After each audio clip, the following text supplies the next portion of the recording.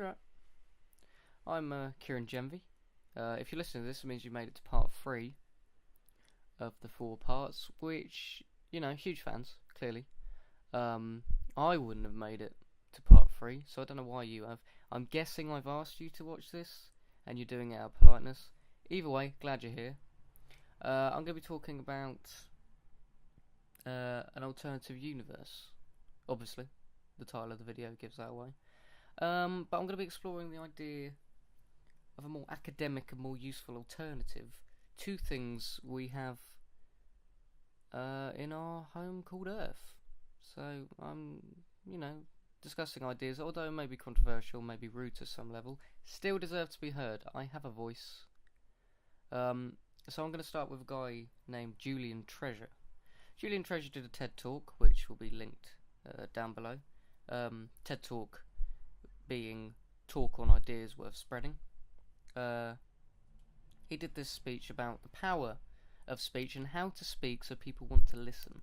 It's a very interesting speech. I recommend you watch it. It talks about using silence to emphasize a point. I haven't done that right there, but he talks about silence to emphasize a point. Making your voice lower to make what you're saying more pronounced and more defined.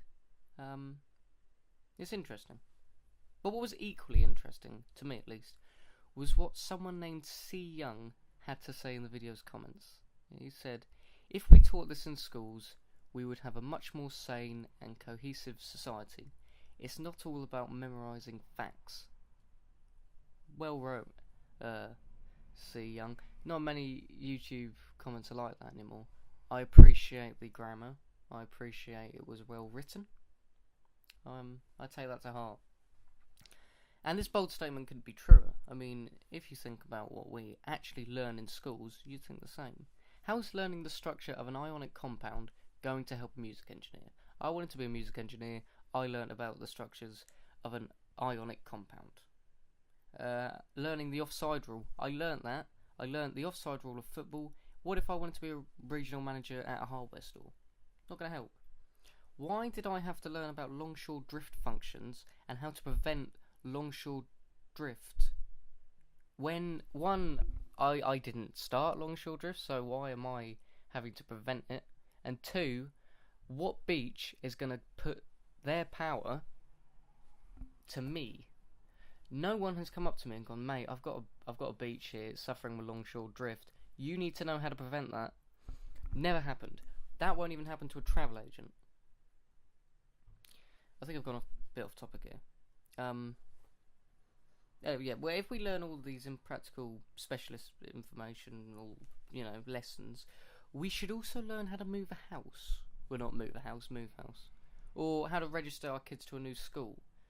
How many 16-year-olds can say they can change an oil filter? Because that saves you a lot of money, Why don't we take this idea to the extreme for a second and say we should be taught how to have relationships, how to understand personal boundaries, and how to individually know when to stop. None of these are taught, and yet almost all of us will experience a time where we need to know and perform all of these. As I said, that is taking it to the extreme, but I don't know, I just think we can change a lot of what we're taught at schools. Kind of an alternative universe. I mean, I just wanted to give it a snappy headline, and that's what I came up with. Anyway, that's my 2 cents on the matter. Schools, take this on board, feel free. My gift to you, I hope I help future generations. I've been Kieran Genvy, you've been disappointed. And we're both going to part 4, I hope. Doubtful, but I hope. I will see you next week. Ciao for now.